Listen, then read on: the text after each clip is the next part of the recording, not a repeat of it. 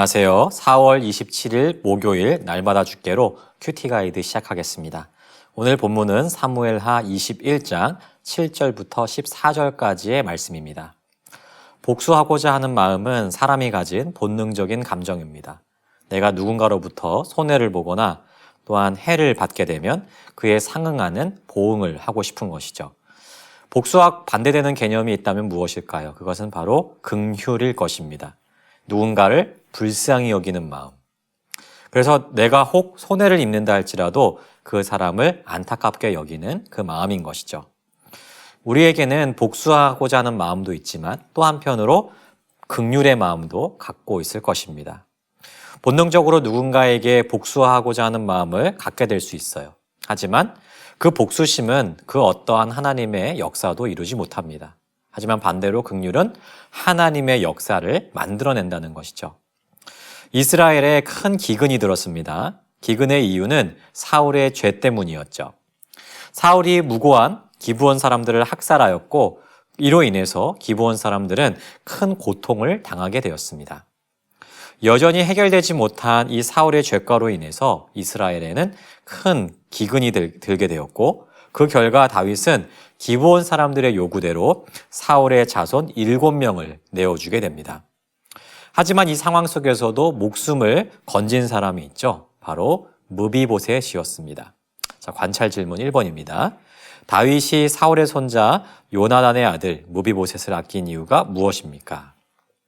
다윗이 무비보셋을 아끼고 기브온 사람들에게 그 사람을 내어주지 않았던 이유는 요나단과 맺은 언약 때문이었죠. 다윗과 요나단은 서로 깊은 우애를 가지고 있었던 친구였습니다. 다윗은 무비보셋이 요나단의 아들이라는 사실을 알고 있는 이상 그를 죽도록 내버려 둘 수는 없었습니다. 그렇기 때문에 무비보셋은 이 위험한 상황 속에서도 보호를 받을 수 있었던 것이죠. 하지만 다른 7명의 사람들은 목숨을 부지할 수가 없었어요. 기브온 사람들은 그들을 목매달아 죽였고 또한 그대로 매달아 두었습니다. 밤낮으로 시신이 매달려 있으면 어떤 일이 벌어질까요? 들짐승들이 그 시신을 훼손하게 되겠죠. 하지만 이를 막기 위해서 한 여인이 이 시신들을 돌보게 됩니다. 관찰 질문 2번입니다. 시신들이 훼손되지 않도록 돌본 사람은 누구입니까? 누구죠? 네, 바로 사울의 첩이었던 리스바였습니다. 그녀는 이 일로 인해서 자녀와 조카들을 잃었어요. 자기 혈육이 죽임을 당한 이 일 때문에라도 마음이 무너지잖아요. 그죠? 하지만 그 시신이 들짐승에 의해서 훼손되는 건 역시도 매우 고통스러운 일이었을 것입니다. 그래서 그녀는 계속 시신 곁에 머무르면서 죽은 이들을 보호하죠. 학자들에 의하면 이 기간이 짧게는 한 달, 길게는 6개월 정도의 긴 시간이었을 것이라고 이야기를 합니다. 이 사실이 다윗에게 알려지죠. 다윗은 그녀의 사정을 딱하게 여겼는지 곧 그 시신들을 수습하게 합니다. 그리고 사울과 요나단의 유고를 길르앗 야베스 사람들로부터 수습하여서 그의 아버지 기스의 묘에 안장을 하게 되죠. 그러자 어떤 일이 벌어지게 됩니까? 자, 관찰 질문 3번입니다. 하나님이 그 땅을 위한 기도를 들으신 때는 언제입니까? 다윗이 시신을 수습하여 장사를 지낸 그때 기근이 멈추게 되었죠. 여러분, 이 사건이 의미하는 바가 무엇입니까? 기브온 사람들이 그들의 원한을 갚는 그 순간까지는 계속해서 기근이 계속되었어요. 하지만 다윗이 긍휼을 베풀어서 시신을 거두고 장사를 지내는 그 순간 기근이 멈추게 되었습니다. 여러분, 오늘의 말씀을 통해서 우리가 깨닫게 되는 것은 무엇일까요? 먼저는 기근이 멈추었던 이 원인에 대해서 한번 좀 생각해 봤으면 좋겠습니다. 여러분, 기근이 생기게 된 이유가 뭐였죠? 그것은 사울의 해결되지 않은 죄악 때문이었어요. 하지만 기근이 멈추었을 때는 언제입니까?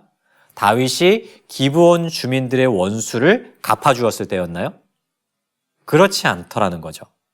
기브온 사람들이 사울의 자손들을 죽이고 그 시신을 계속 매달아 두었음에도 불구하고 기근은 계속되었습니다. 하지만 다윗이 가족의 죽음을 슬퍼하면서 그 시신이 훼손되지 않도록 몇 달이고 지키고 있었던 리스바의 이야기를 듣고 그 시신과 함께 사울과 요나단의 시신까지 수습하여 장사를 지내준 그때 기근이 그치게 되었죠.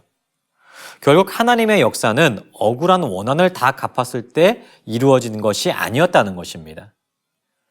그 가운데서도 긍휼을 베푼 그 순간에 하나님의 역사는 이루어졌다는 것이죠. 마찬가지입니다. 우리는 하나님의 성품을 그대로 이어받아 살아야 되는 사람들이에요. 그렇기 때문에 우리는 하나님을 닮아서 죄를 미워해야 됩니다. 하나님은 사울의 죄를 미워하셔서 이스라엘의 기근을 허락하셨죠. 그리고 그 가정 가운데서 기브온 사람들이 자신들의 원한도 갚을 수가 있었습니다. 이는 하나님의 공의의 성품을 설명하는 구절이죠. 하나님은 공의로우신 분이시기 때문에 반드시 죄과를 물으시고 그 죄에 대해서 심판하는 분이세요. 하지만 또한 어떻습니까? 그 공의를 지키는 것만으로 모든 것이 끝났다라고 보시지 않는다는 것이죠. 다윗이 긍휼을 베풀어서 사울과 요나단의 시신까지 모두 거두어서 장례를 치른 그 순간 모든 일을 끝내시게 됩니다. 즉 하나님은 정의를 이루는 그 순간에도 긍휼이 베풀어지기를 원하신다는 것이에요. 우리의 삶에도 이러한 하나님의 성품이 발현되었으면 좋겠습니다. 하나님의 뜻대로 모든 죄악들을 미워하고 공의를 실천하지만 그럼에도 불구하고 이 죄과에 대해서 가슴 아파하고 또한 너그러이 긍휼과 자비를 베풀어 줄 수 있는 그 마음. 마치 하나님께서 예수 그리스도를 통해 공의와 긍휼의 성품 속에서 우리를 구원하신 것처럼 우리도 공의 속에서 긍휼을 베풀 수 있는 사람들이 되어야 될 것입니다.